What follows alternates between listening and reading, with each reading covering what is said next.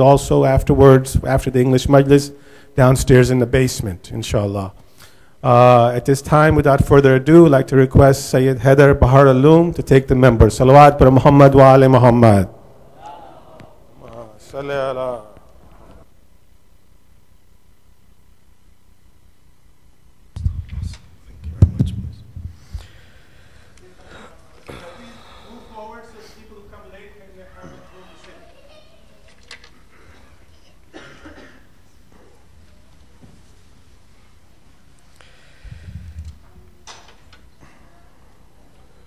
تزكية لقلوبنا وتطهيرا لنفوسنا وتعجيلا لفرج سيدنا ومولانا بقية الله الأعظم الحجة ابن الحسن المهدي. عطروا أصفاهكم بالصلاة على محمد وآل محمد.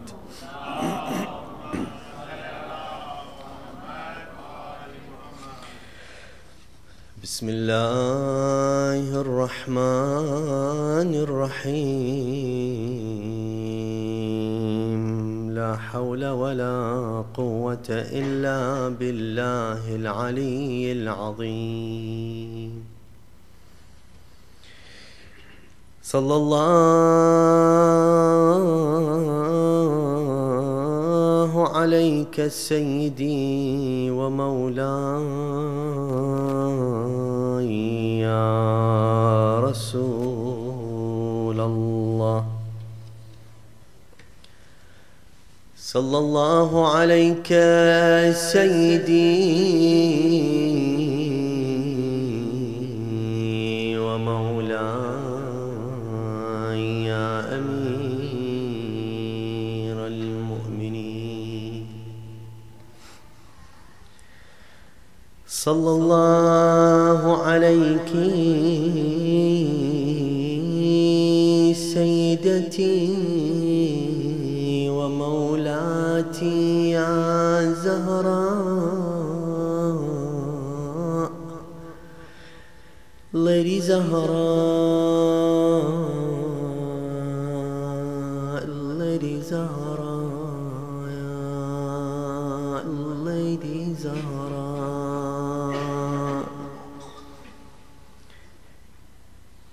Dear beloved Lady Zahra, we come tonight to start the morning of your son Imam Hussein, who was killed in the land of Karbala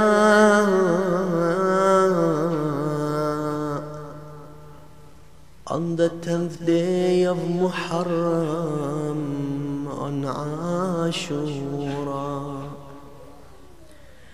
Lady Zahra, does our morning stops at Imam Hussein alayhi salam? No, Lady Zahra, for we came to mourn the tragedy not only of Imam Hussein, but of the one who carried the message of Imam Hussein.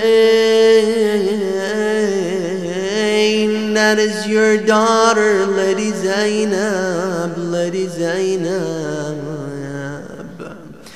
What happened with Lady Zainab, who was taken from Medina with all her brothers, with Imam Hussein, with Al-Abbas alayhi salam, who went with her from Medina, who went through Mecca and then through the journey to Karbala, who were together on the land of Karbala.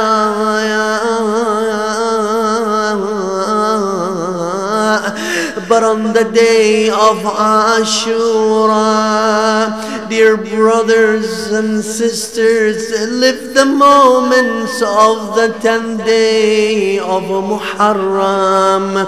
Live it through the eyes of Lady Zainab. liveth through the mind of Lady Zainab. She walked into Karbala with all her brothers, with the family members, dear brothers and sisters. Lady Zainab at one moment, at an instant, now while she was taken care of, suddenly she has to take care of all the women, all the children. Lady Zainab, Lady Zainab. Yes, dear brothers and sisters, we live the days and the nights to learn the moments of Karbala, to live the tragedy of Ashura.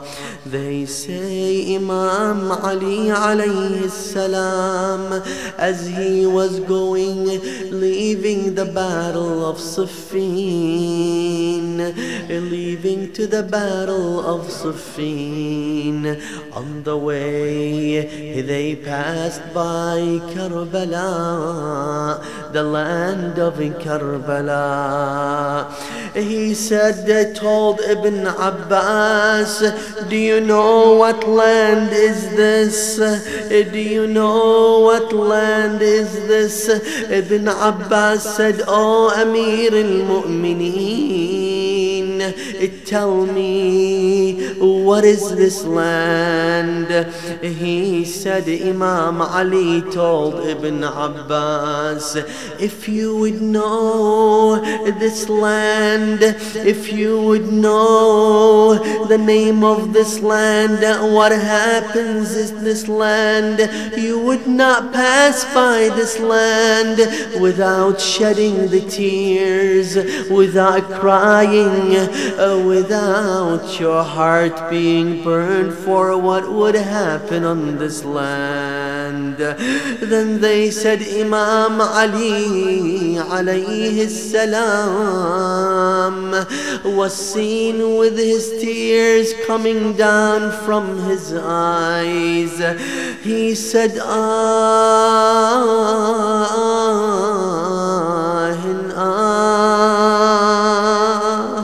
صبرا يا أبا عبد الله. They say Imam Ali alayhi salam in the battle of Siffin, when they had the hardships and the army of Muawiyah took over the river, who was sent to free the river from the army of Muawiyah? It was Imam Hussein alayhi salam.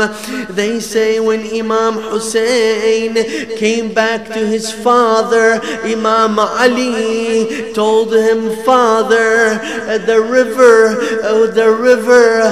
was relieved from the army of Muawiyah. Now we have the water for us. They say Imam Ali looked at his son Aba Abdullah al-Hussein, and he started crying. As he shed the tears, he said, Son Hussein, Son Hussein, the time will come when you will be martyred in the land of Karbala. Not a drop of water given to you, oh son Hussein. Gharib Hussein, Madloom Hussein, Shaheed Hussein,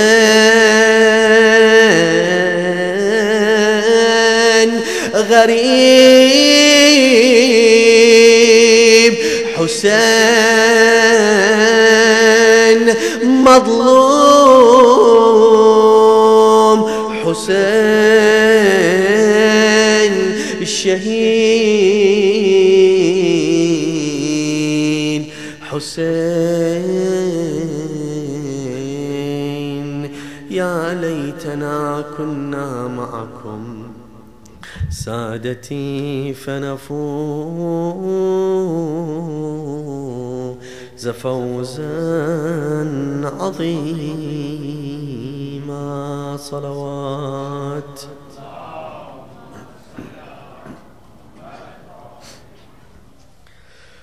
بسم الله الرحمن الرحيم. الحمد لله رب العالمين، والصلاة والسلام على خاتم الأنبياء والمرسلين، حبيب قلوبنا وشفيع ذنوبنا أبي القاسم محمد وعلى آل بيته الطيبين الطاهرين.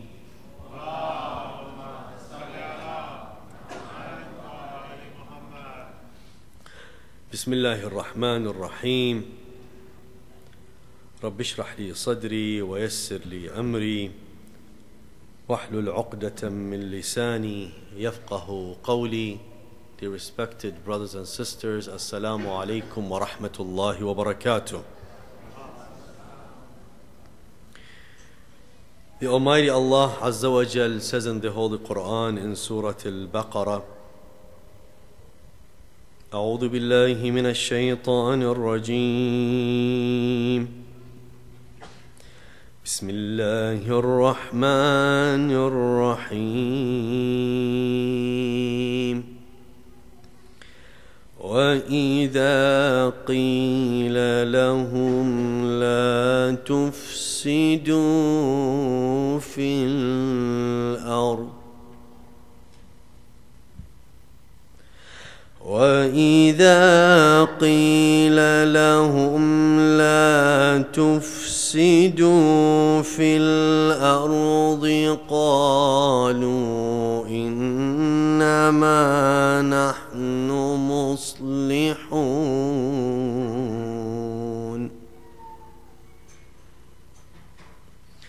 ألا إنهم هم المفسدون ولكن لا يشعرون. صدق الله العلي العظيم. صلوات. اللهم صل على. Dear respected brothers and sisters, Assalamu alaikum wa rahmatullahi wa barakatuh.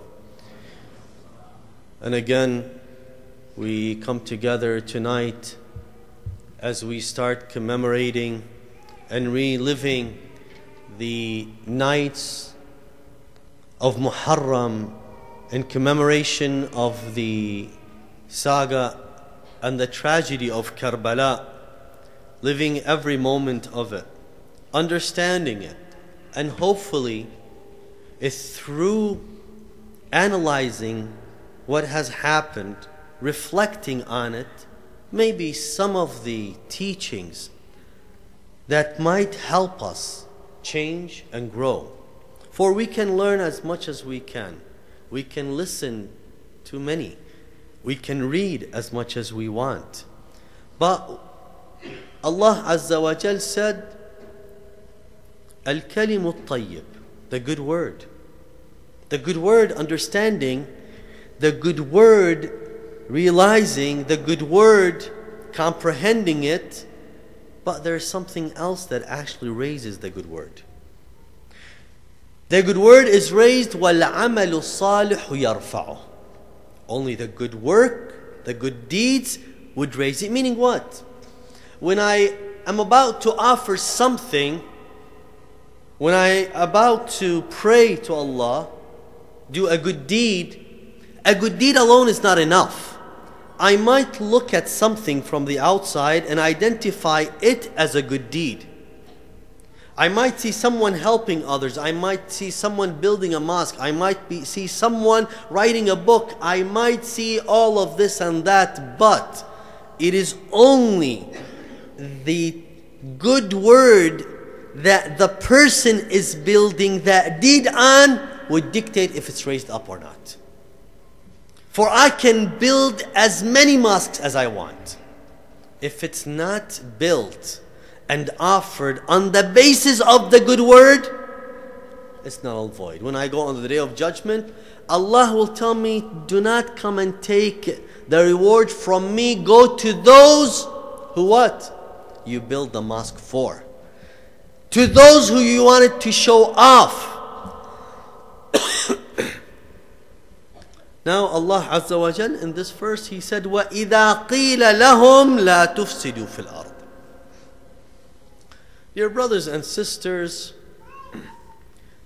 Karbala and the days of Muharram, and specifically the 10th day of Muharram, the 10th of Muharram, Ashura. Last year, I was here with you and I benefited from you. I learned a lot being around you. So this year I want to step a little bit, take a step further. I want you to listen to me with your minds and open your hearts. Because it's been maybe 1400 years we listened to the saga of Karbala. But it's been about 1200 years for the occultation of our 12th holy Imam Salamullahi ta'ala alayhi, Al-Hujjah Al-Muntadhar Ajalallahu ta'ala Farajahu Al-Sharif.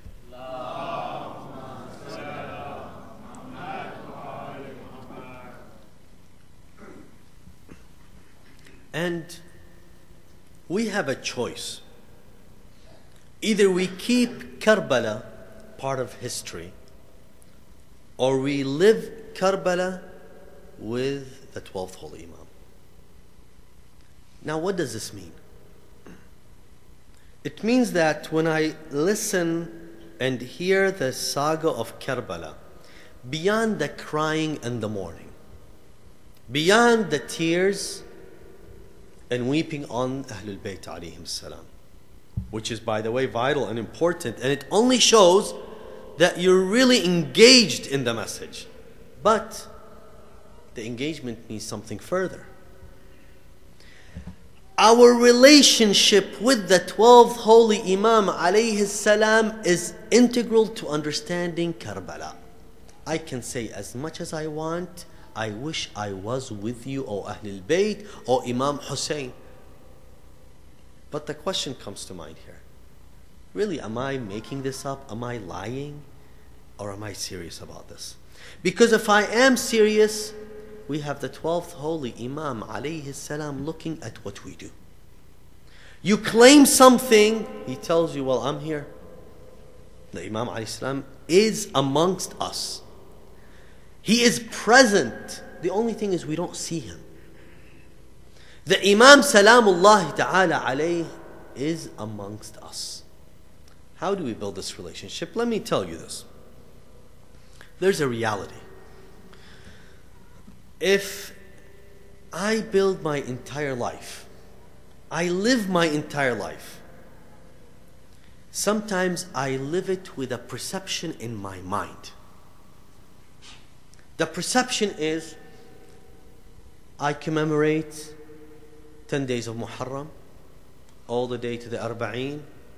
I commemorate the births and the martyrdoms of Ahlul Bayt alayhi salam and the Imams alayhi salam. I do this, but it's only a perception of. What do I mean by the perception of? Listen to me carefully on this. To me, it's only the commemoration and the remembering on these days. There are stations in my year, I come here and what do? I either smile and be happy, joyful with them, or I shed the tear. That's all that defines my Shi'ism. My Shi'ism is defined by what? By my commemoration, by my celebration. This defines my Shi'ism. When I'm asked, and especially when I'm asked to myself, How do I define my Shi'ism? I define it by these stations throughout the year. I celebrate, I commemorate. Nice, good, excellent, wonderful. Is it required? Definitely. Is that enough? It's not even scratching the surface. Why? Dear brothers and sisters, when we look at our community, if we look at our communities, and I'm going to focus in North America in specific, you see they're divided into different categories. There's a category that really, you rise, they rise. You sit, they sit. You go right, they go right. You go left, they go left. You clap, they clap. You cry, they cry. You ask them why, they have no clue. They are mere followers. Some might say, great, wonderful, we have followers. No, actually, it's a tragedy. We have blind followers. Why? Because today, you're calling, you're yelling, you're screaming. Someone else tomorrow is going to scream and yell. And maybe today you have the right message. He has the wrong message. They clapped with you. They will clap with him. You might have the opportunity to take them to safety, but he will take them to hell. So blind followers is not what we need. We as Shia, Muslim community, we need to realize we are not defined by being blind followers. Intellect and thinking is part of our making, is essential to our existence. Now, we have people though amongst us in the community. They're not only blind followers, no. They don't know. It's fine if you don't know. Imam Ali ibn Abi Talib alayhi salam says half the knowledge is what?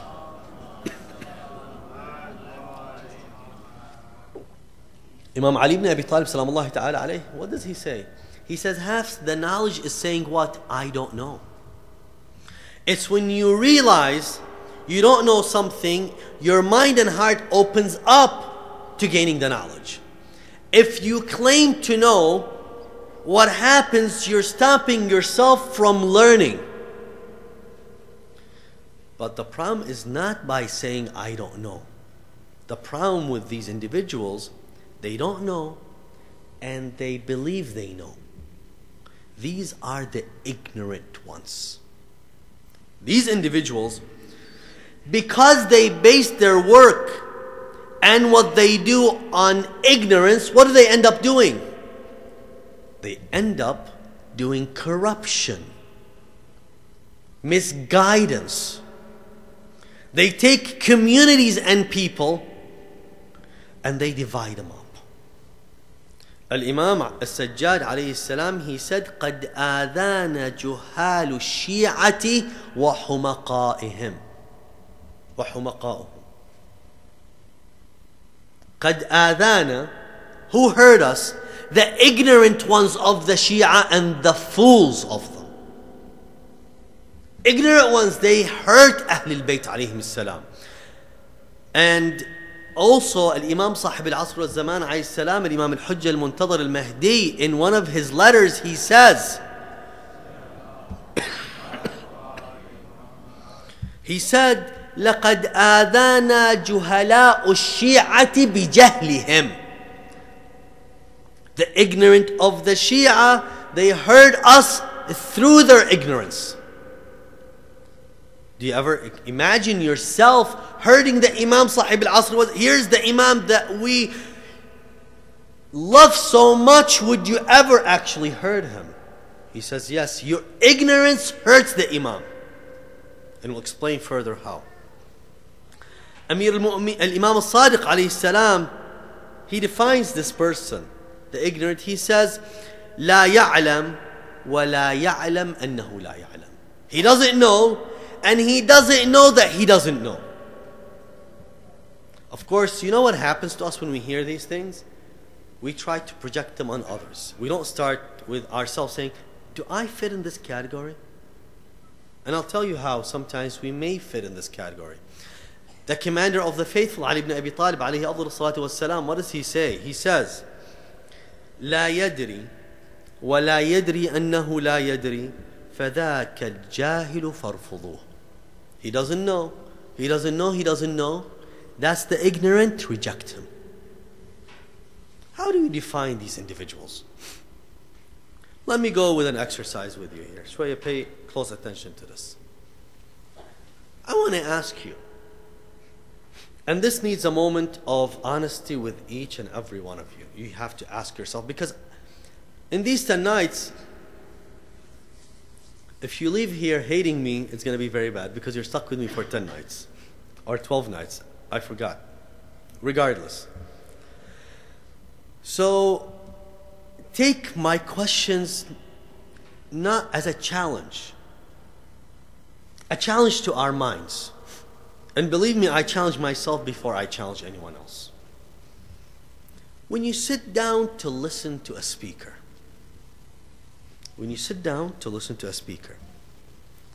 how do you receive the information or the knowledge from a speaker? Are you a person that walks in, sits down, and he's going to speak, all I'm going to do is be an open book and allow him or her to scribe on my white pages? And I just write and write and write and write. And you just receive and receive and receive and receive. I finish the lectures, you close that book and you go on your way. When do we actually scrutinize what is given to us as knowledge? Do you really, when you listen to me or anyone else, think, analyze, challenge, and find out the truth in what is being said and told? Or are you just an open book to receive whatever someone is giving you? Which one are you? See, why do I start with this? Because what happens if the way we receive information and knowledge is by, the idara invited this person, I'm going to listen to him, I'm going to take whatever he says, and I'm going to live with it. Another season comes, maybe after the Arba'een, maybe throughout the year, another speaker comes. I also open myself. He writes in and scribes into my book whatever he wants, and I just close the book. And what happens is I pile data, I pile information. I never think of what is being told to me. You know the power of thinking? Do you know most people in reality, genuine thinking never or rarely is experienced in their lives?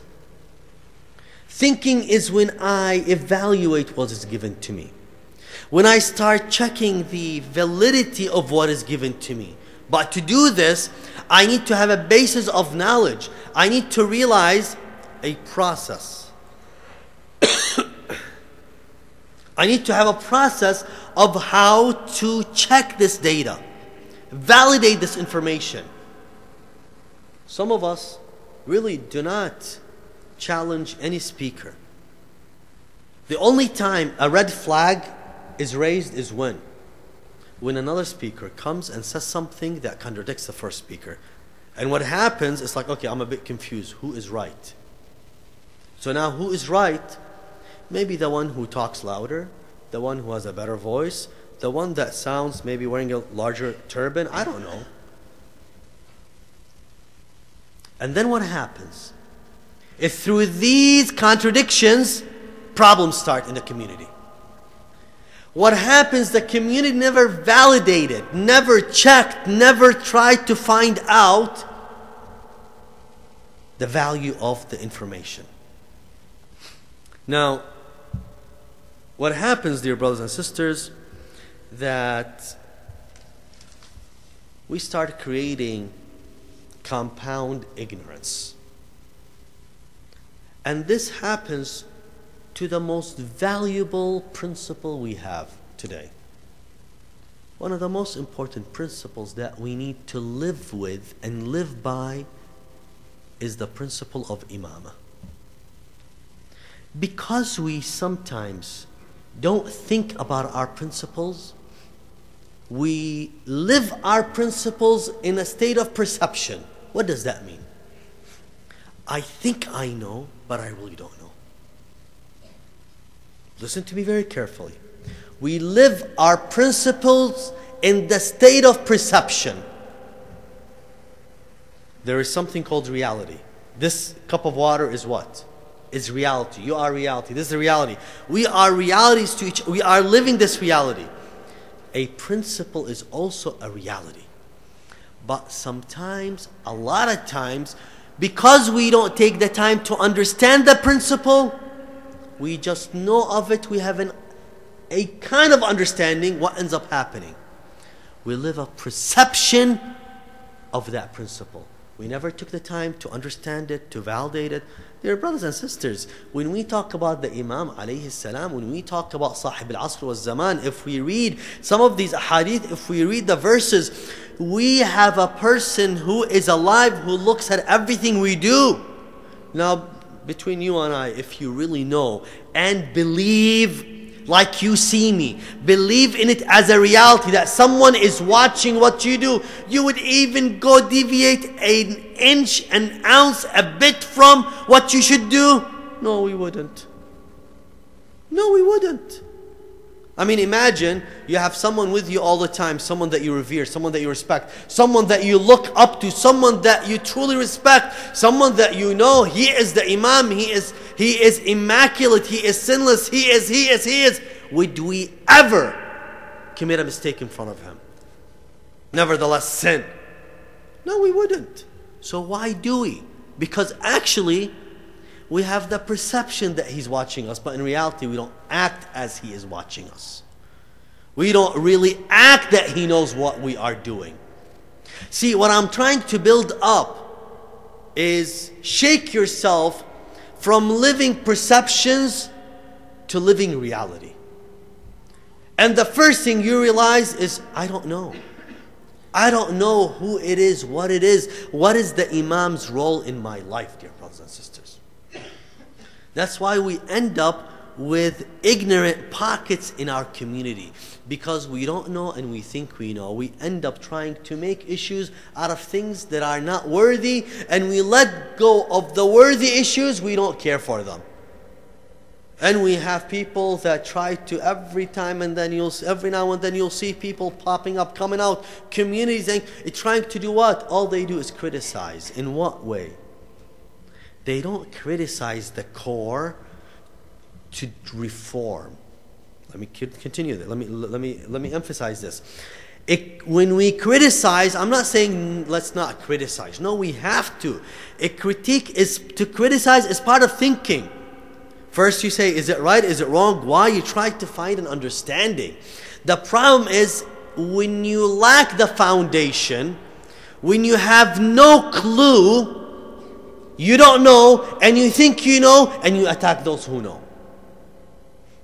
What happens? You have a tragedy here. You fail as an individual and as a community. You fail and you fall right on your face. And you want me to list you the things that we go through in our communities where we think we know, but we don't know, and we try to criticize those who know. That's where we end up. That's where we end up cursing one another. Al-Rasul sallallahu alayhi wa alihi wa sallam,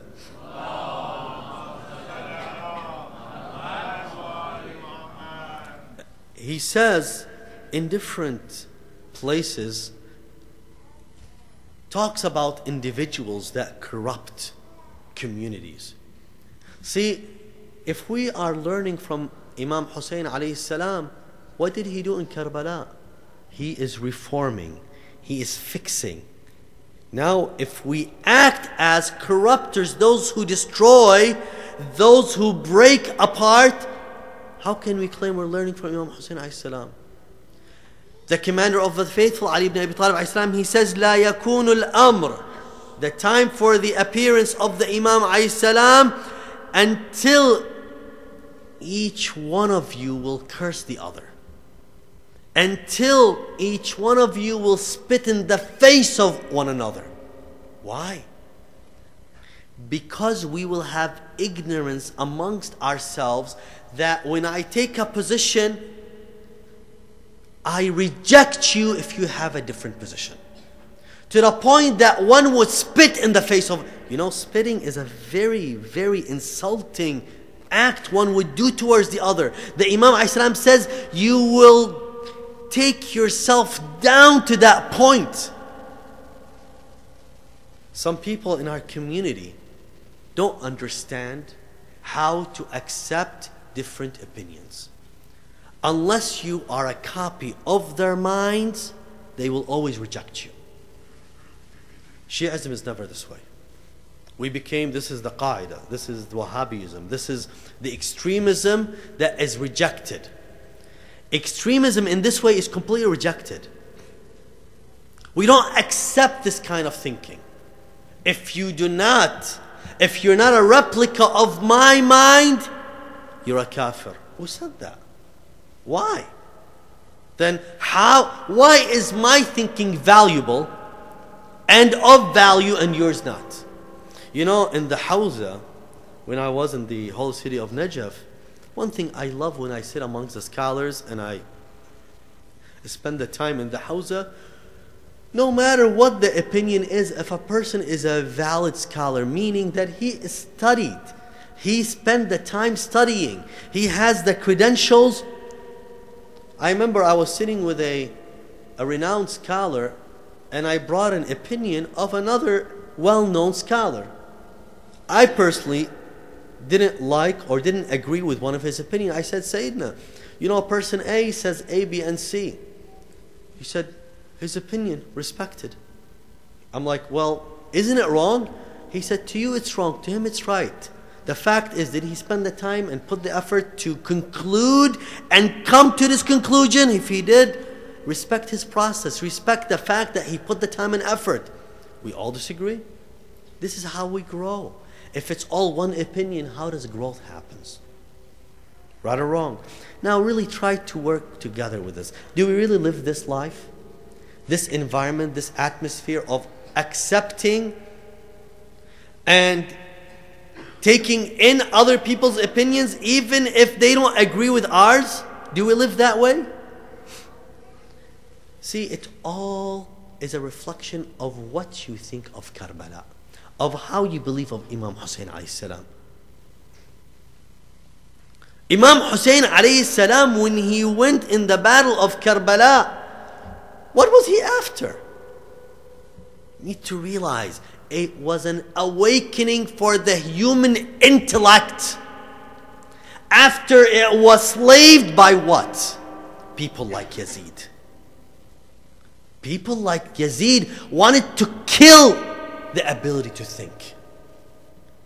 He immersed the people with desires and shahawat. He wanted them to be so far from what? From thinking and learning and knowing. Now we live here today. Dear brothers and sisters, without this knowledge, without spending the time to understand, and let me tell you, understanding takes time. Understanding is nothing you do overnight in few seconds, in few minutes. No. It's effort you're putting in so you can have that output. The Emir Salamullahi Ta'ala alayhi, Commander of the Faithful, Ali ibn Abi Talib alayhi salam, he says, Al-amilu ala ghayri basira. The one who works with no direction, with no knowledge, كالسائر على غير الطريق. He's one with no map. لا تزيده سرعة السير إلا بعدا. The faster he goes, the farther he is away from the right path. Do you understand this? Imagine now you're living your life 20, 30, 40, 50, 60 years thinking that you're doing the right thing, and you end up after you die so far away from the truth. Why? See, the thing is, we meet, we come together, we commemorate, but is this, and listen to me very carefully, I want to challenge you to the nth degree today. and the coming nights. Is this part of a culture or part of a religion? Number one. And what does religion mean to you? Sometimes religion becomes a culture. Some of us live religion as just a culture. And that's why what happens when it gets hard, when the going gets rough, what happens? We let go of it, one after the other. That's one. Define religion. What does religion mean to me? What does religion mean to each and every one of us? It truly, is it something we take seriously or not? And some of us take seriously, but I don't understand it. It's even worse. I take religion seriously, but what do? I capture the superficial. And when I say superficial, meaning what? The outside, the outskirts, what seems to be religious, but the heart and the core of religion, I don't even touch it. How and why? Do we realize that our lives can be spent and wasted this way? And this is where we have in Usul al-Fiqh, when we read in the principles of jurisprudence, we get in, there is a state called al-ilm al-ijmali, the overall knowledge. For example, I have several cups, and one of the cups I know amongst them has, all the cups have water. And one of the cups I know has impure water. So what happens? I have an overall knowledge that there is impurity in one of these glasses. What is it? Where is it? I don't know. Our knowledge of religion, dear brothers and sisters, cannot be like this.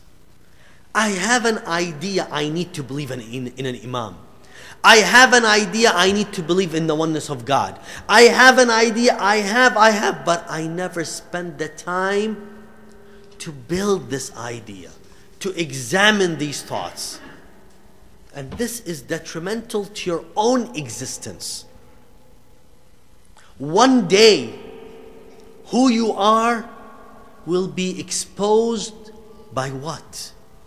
Your thoughts. Your thoughts and the ideas that make up who you are define you.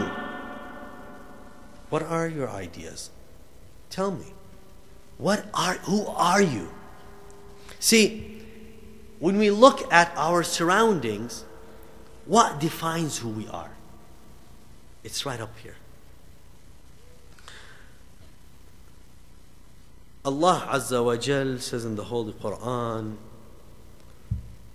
Bismillahir Rahmanir Rahim, وَلَكُمْ فِي رَسُولِ اللَّهِ أُسْوَةٌ حَسَنَةٌ. The Prophet ﷺ was made for us as a great role model and example that we should abide with, we should follow. And dear brothers and sisters, following the Prophet ﷺ is our duty. And the first thing that was revealed unto him, اقرأ باسم ربك الذي خلق. اقرأ, read. Ashura and the journey of Karbala is about a journey of the mind. Really, it's a challenging journey.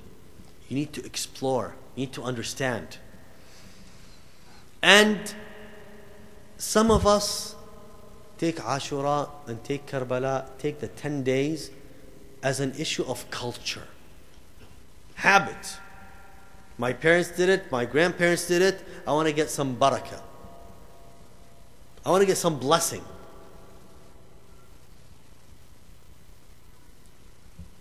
Now examine yourself, ask yourself, is that what I'm here for? Am I here to get a blessing? Yeah, you'll get some blessing. Even if you're the worst of worst, you'll get a blessing coming here. Even if you're off the whole entire year and you come here and the word Hussein, there is a scholar, Shaykh al-Tastari, rahmatullahi ta'ala alayh, he has a book. The book is called Al-Khasa'is al-Husayniyah. the characteristics of Imam Hussein alayhi salam, specifically for Imam Hussein. His introduction is amazing. He says, I looked at myself and I was reviewing who I am and what I am. I realized I haven't done anything in my life worthy of anything. And what am I? I lack everything. And God has given me everything. And I looked at things around me. I checked at everything and I kept on thinking and thinking, and I realized I can only hang on to one thing. Imam Hussein alayhi salam. For his arc is one that takes us to safety. He goes, and I decided to think further about Imam Hussein alayhi salam. I realized anything that has to do with Hussein is amazing. He said, there's a fact, and I know I might not have anything. I lack everything, but I have one thing. It's when Imam Hussein's name is mentioned, I feel that sorrow in my heart. When I hear Hussein, tear comes to my eyes. And I knew there is something about Hussein in my heart. And you know what? We can be empty of everything. Imam Hussein will hold us. But let me ask you, when someone like Hussein alayhi salam comes to your rescue, would you let Imam Hussein down when you find out who you are? Dear brothers and sisters, when I read through what happened in Karbala, when I read through some of these companions talking to Imam Hussein alayhi salam on the 10th day of Muharram in the land of Karbala, dear brothers and sisters, when these individuals who believed in Imam Hussein, they look at one another, they say, Imam Hussein. He let them go. He said, take this night, this darkness, and leave, for they want me and only me. But none of them left Imam Hussein. Dear brothers and sisters, when one of them talks to another, he says, why do you wait? He says, how shall I leave him, Hussein? When another says, Wallah, if what to happen to me, to give my life and I die and I'm killed for the sake of Hussein, this happens 70 times over and over, I would come again and give my life to Hussein. Dear brothers and sisters, to be amongst those who love Hussein, what does it mean for the heart to be moved by the name Hussein? What does it mean for one to be captured by the name Hussein? Imagine with me, let us all travel to the land of Karbala. Let us all go right now and live the moments of the 10 days of Muharram. The night before the 10th day of Muharram, you will see the camp of Imam Hussein. So let, they say, the companions who are approaching, knowing tomorrow is the day of their martyrdom, you would imagine them doing what? They were all worshipping Allah. You hear the humming on one side, you see the prayers on the other side, you see the tears of worship. None of them is asleep except the children, and even some of them were awake, looking at their fathers for the last time. time, looking at their brothers for the final time. Each one of them was given the farewell to the other, leaving their woman, leaving their children. Dear brothers and sisters, what moved them all? What shook them all? What brought them all? What gave them the life? It was Ya Hussein, Habibi Hussein, Noor Aini Hussein, beloved Imam Hussein. Dear brothers and sisters, on the 10th day of Muharram, in the land of Karbala, one of the companions of Imam Hussein tells him, Sayyidi Mawlai, let us go to our hereafter. Let us go to our destiny. Let us give our lives for the sake of Hussein. Each one of them, as they gave the last farewell, it was one word: Assalamu alayka ya Aba Abdillah. Assalamu alayk ya Aba Abdillah. Assalamu alayk ya ibn Rasulillah. Assalamu alayk ya ibn Amir al-Mu'mineen. Dear brothers and sisters, how many of you visited the shrine of Imam Hussein in Karbala? When you visit the shrine of Imam Hussein, let me take you on a journey. I saw that beautiful sight in my own eyes. One can't help but kneel down, go kiss the ground before the majesty of Hussein. The tear comes from your eyes as you remember what happened to Hussein. You look to the side as you see where Lady Zainab, she was standing to see what happened in the battle of Karbala. To the right you see Habib ibn Mudahar, where he was buried, the Ashab where they were buried, and you look out there and you see the great dome of Abbas. The tragedy of Karbala is played before your eyes.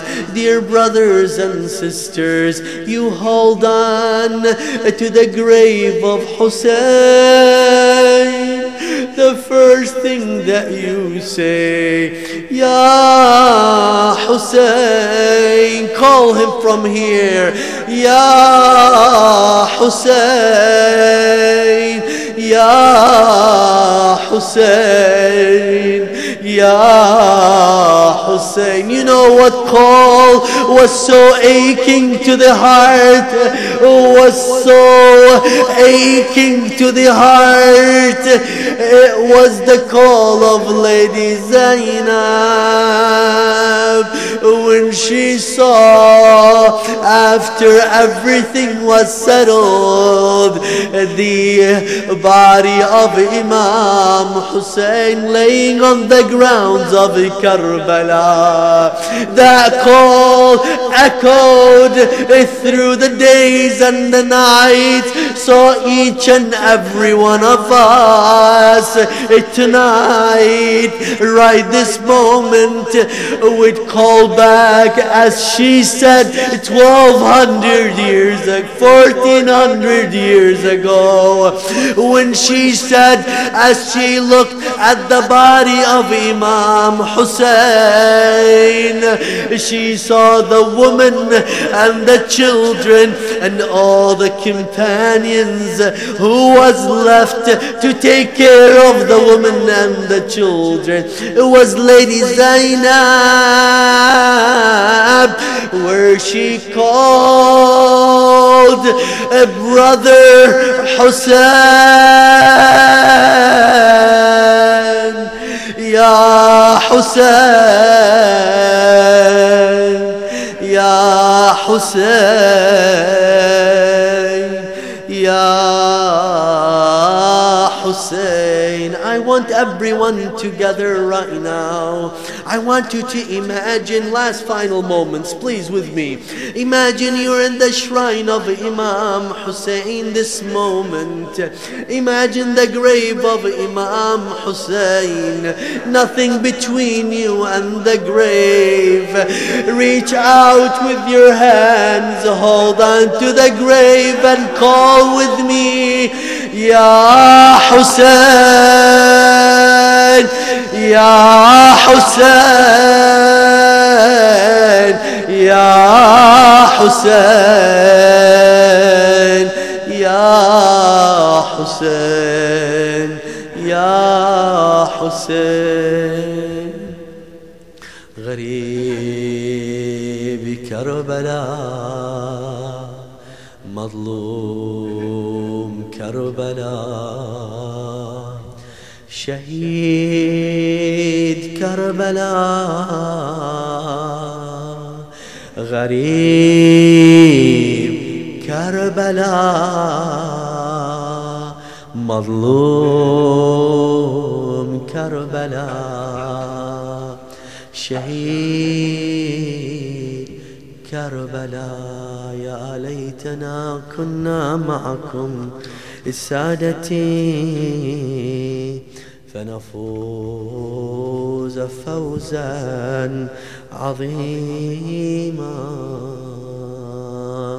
وصلى الله على سيدنا محمد وعلى آل بيته الطيبين الطاهرين.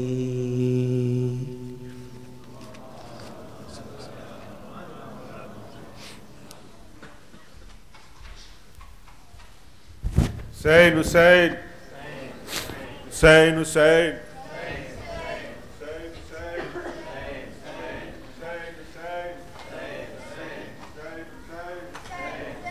Hussein, Hussein,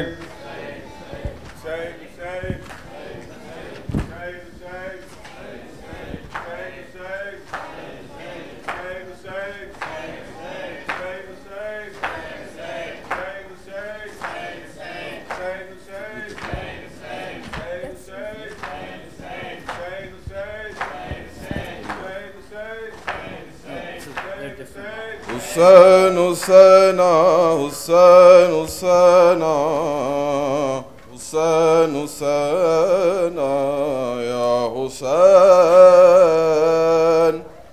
Hussein, Husseina, Hussein, Husseina, Hussein, Husseina, Ya Hussein, Hussein, Husseina, Hussein, Husseina, Hussein, Husseina, Ya Hussein, Hussein, Husseina, Hussein, Husseina, Hussein, Husseina, Ya Hussein, Hussein, Husseina, Hussein, Husseina, Hussein, Husseina, Ya Hussein, Hussein, Husseina, Hussein, Husseina, Hussein, Hussaina. Allahu Akbar, this is the call of Ali Akbar for as-salah. Allahu Akbar, this is the call of Ali Akbar for as-salah. Allahu Akbar, this is the call of Ali Akbar for as-salah. Allahu Akbar, this is the call of Ali Akbar for as-salah. Ali Akbar for as-salah. You be the witness, he has the surat. You be the witness, he has the surat. He has the sirat of Mustafa. You be the witness, he has the surat. He has the sirat of Mustafa. Hussain, Hussaina, Hussain, Hussaina, Hussain, Hussaina, Ya Hussain. Hussain, Hussaina, Hussain, Hussaina, Hussain, Hussaina, Ya Hussain. Forgive me, Mawla, I am the one who severed your access to Al-Qamar. Forgive me, Mawla, I am the one who severed your access to Al-Qamar. Forgive me, Mawla, I am the one who severed your access to Al-Qamar. Forgive me, Mawla, I am the one who severed your access to Al-Qamar. severed your access to Al-Qamar. Hurayriyahi, you are the free one. Hurayriyahi, you are the free one in both the dunya and akhirah. Hurayriyahi, you are the free one in both the dunya and akhirah. Hussain, Hussaina, Hussain, Hussaina, Hussain, Hussaina, Ya Hussain. Hussain, Hussaina, Hussain, Hussaina, Hussain, Hussaina, Ya Hussain. Oh, Aka, let me go fetch some water for thirsty children from Al-Furat. Oh, Aka, let me go fetch some water for thirsty children from Al-Furat. Oh, Aka, let me go fetch some water for thirsty children from Al-Furat. Oh, Aka, Let me go fetch some water for thirsty children from Al-Furat. for thirsty children from Al-Furat. Oh, will you come back, Ya Qamar-e Hashim? Oh, will you come back, Ya Qamar-e Hashim? Or will this be to your Al-Wida? Oh, will you come back, Ya Qamar-e Hashim? Or will this be to your Al-Wida? Hussain, Hussaina, Hussain, Hussaina, Hussain, Hussaina, Ya Hussain. Hussain, Hussaina. Hussain, Hussaina, Hussain, Hussaina, Ya Hussain. Ya Ummi, I hear my father calling. Hal min Nasir yansuruna. Ya Ummi, I hear my father calling. هل من ناصر ينصرنا؟ Ya Ummi, I hear my father calling. Hal min Nasir yansuruna. Ya Ummi, I hear My father calling. هل من ناصر ينصرنا هل من ناصر ينصرنا I may be Asghar, my heart is Akbar. I may be Asghar, my heart is Akbar. I am the grandson of Murtaza. I may be Asghar, my heart is Akbar. I am the grandson of Murtaza. Hussain, Hussaina, Hussain, Hussaina, Hussain, Hussaina, Ya Hussain, Hussain, Hussaina. Hussain, Hussaina, Hussain, Hussaina, Ya Hussain. This is the manzil of Mutmainna. This is the moment of Inna Lillah. This is the manzil of Mutmainna. This is the moment of Inna Lillah. This is the manzil of Mutmainna. This is the moment of Inna Lillah. This is the manzil of Mutmainna. This is the moment of inna lillah. This is the moment of inna lillah. Lower me into nashib sahara. Lower me into nashib sahara. To Ummi Zahra Uzul Janah. Lower me into nashib sahara. To Ummi Zahra Uzul Janah. Hussain Hussaina, Hussain Hussaina, Hussain Hussaina, ya Hussain. Hussain Hussaina, Hussain Hussaina, Hussain Hussaina, ya Hussain. Oh Father Aina, oh Father Aina, this is your daughter, this is Sakina.